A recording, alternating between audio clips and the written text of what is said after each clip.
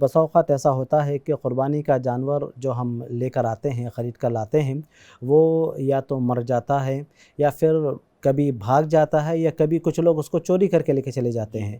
تو ایسی صورت میں کیا کیا جائے؟ الجواب بعون الوہاب، اچھا سوال آپ نے پوچھا ہے۔ دیکھیے، اس سلسلے میں مسئلہ یہ ہے کہ قربانی کا جانور جو ہمارے پاس ہے وہ امانت کے طور پر ہے، اس لیے امانت میں خیانت نہیں ہونی چاہیے، ہماری طرف سے کوتاہی نہیں ہونی چاہیے۔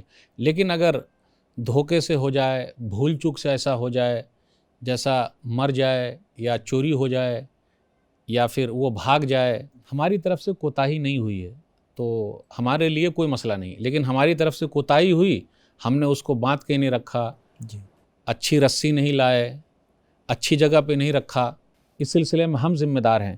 اس لیے ہمیں اور آپ کو اس کے بدلے جو ہے ذمہ داری نبھانی پڑے گی۔ اگر یہ پتہ چل جائے کہ فلاں نے چوری کی ہے تو ہم بھی جا کے اس کا بکرا چوری کر لیں، یہ صحیح نہیں ہے۔ یا پھر فلاں نے مار دیا ہے ہمارے جانور کو تو ہم جا کے اس کے جانور کو مار دیں تو یہ بھی صحیح نہیں ہے، اس سے بچنا ضروری ہے۔ تو ہماری کوتاہی کی وجہ سے اگر ہو گیا تو ہم ذمہ دار ہیں، لیکن بھول چوک سے ہوا، دھوکے سے ہو گیا، دھوکے سے مر گیا یا رسہ توڑ کے بھاگ گیا جانور یا کوئی چوری کر کے لے گیا تو ہم اس کے ذمہ دار نہیں ہیں۔ ایک معنوں میں اگر ہم سے کوتاہی ہوئی ہے تو ہمیں قربانی کا جانور لانا یہ ضروری ہوگا۔